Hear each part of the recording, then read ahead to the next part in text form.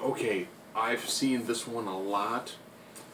Some people have asked for Spider-Man versus Static Shock. Now, I'll begin by saying I thought the Static Shock cartoon was awesome. That was a fantastically well done cartoon.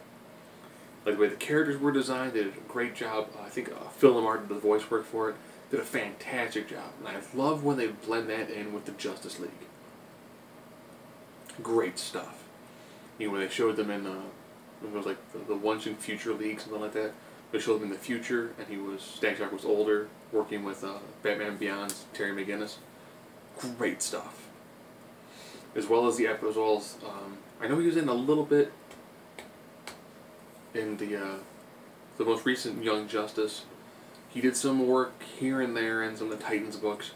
Ironically, with people constantly pushing for a greater degree of diversity in comics, it is kind of bizarre that lots of the Dwayne McDuffie characters, which would work great as either main characters or as sidekicks or people who were great in ensemble books. I know they brought Static Shock back for the DC New 52, and he didn't really take off with sales very strongly. It is difficult to have that be a very strong, independent selling book. However, you have a guy who is of a teenage years, who would work fantastic in a group like the Teen Titans. So, of course, I'm having him, now that put aside, having him take on Spider-Man. Ironically, you can almost kind of say you're going to see Static Shock take on Spider-Man in Amazing Spider-Man 2, if you just kind of go, you know, Jamie Foxx's character is really not Electro. We'll just make him Static Shock and just take it from there. So we're pretty much going to see this on the big screen. But as always, I do this with a 9-criteria system: intelligence, fighting ability, strength, speed, durability. This is like how fast do you recover. Invulnerability. This is, you know, are you bulletproof? Are you wearing armor? Can you make force fields? You know, do you have a natural level of overall resistance? Energy projection. This is your how are you at distance. Versatility. This is what sort of different things can you actually do with your moveset. And then X Factor, which is whatever hasn't been covered in the previous ones. Intelligence. Ironically, normally Virgil is someone who is relatively fresh out of high school.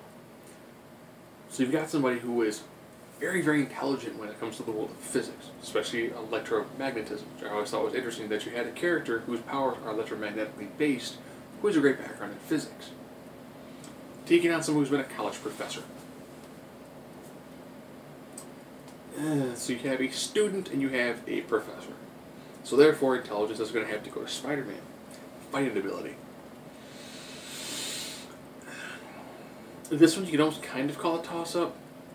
Now, I know I've had enough people put in the comment section, I didn't put down that Spider-Man now has a martial arts style that he learned after Spider Island. That's great that he most recently developed the ability to use martial arts. That he spent the vast majority of his career pretty much being a punch-kick sort of guy. So he's predominantly been a brawler. But in this case, he has a lot more experience. And I hate to say this, but I think Spider-Man's probably one of the more overrated characters, so I really don't keep up with him as much as I probably should. But out of these two fighting, I think there's enough in a way an experience background when it comes to actual fighting and these sorts of, you know, battles that I'll actually give the fighting ability edge to Spider-Man. Strength. Strength of a spider.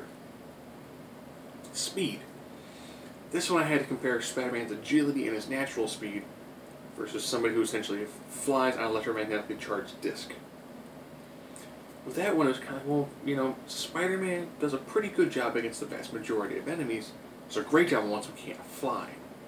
Take it on a guy who can fly fairly well, has a great degree of maneuverability. So I actually give the edge in speed to Static Shock. Durability.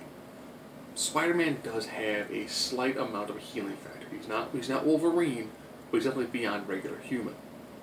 I think it was, I want to say around the time of The Other, they actually gave him a much higher healing ability, where you almost like self-cocoon and then you could come back from almost mortal injury.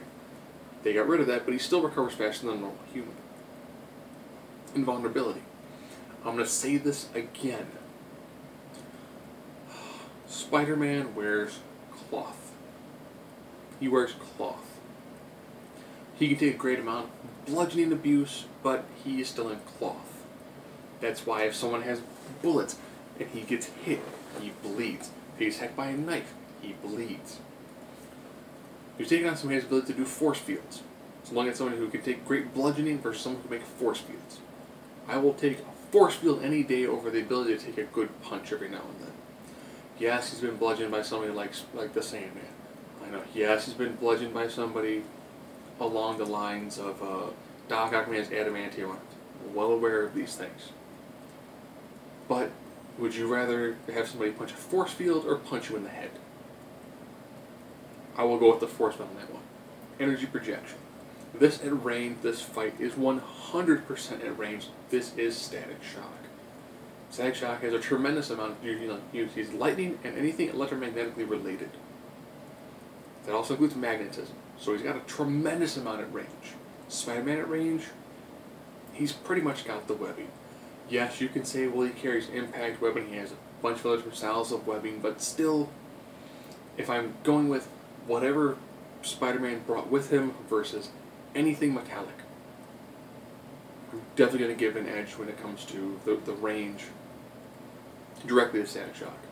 Versatility. That again is static shock. Reading some of the things that he actually has done, and the cartoons actually showed him recharging Watchtower. He was tired afterwards, but he recharged Watchtower. He also had the ability that when he was in major cities to actually tap into their electrical grid and use that power. So that means if he's fighting Spider-Man anywhere in the city, he's got a lot of stuff to pull from. So right now we're tied up, it's 4-4. X Factor, it goes to Spider-Man. If these two were to have fought very, very early on in their respective careers, as opposed to Static Shock being much younger against Spider-Man, he would probably do a pretty good job, but Spider-Man has enough villains that are pretty close. He's got the Shocker, he's got Electro.